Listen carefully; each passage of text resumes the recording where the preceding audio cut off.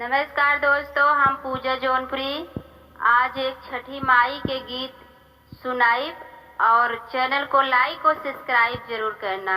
तो चलिए छठी माई के गीत सुने। के कर बाटे हो लाली लाली अखिया, के कर लंबी लंबी के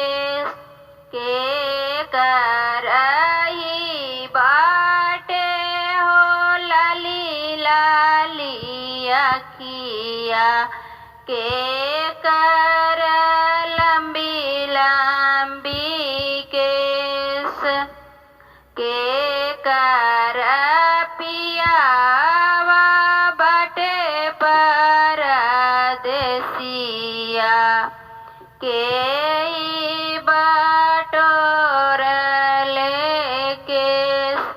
के करही बाटे हो लाली लाली अखिया, के कर लंबी लंबी केस।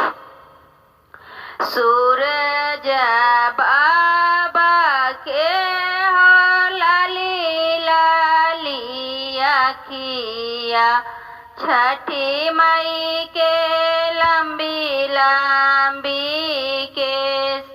सूरज बाबा के हो लाली लाली अखिया, छठी मई के लंबी लंबी केस। घोड़ावा चढ़ल आवे ससुर कावन जी, के सियाली हले बटोर।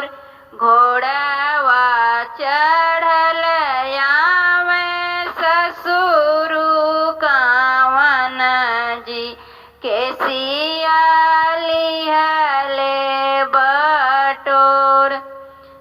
के करई बाटे हो लाली लाली अखिया, के कर लंबी लंबी केस।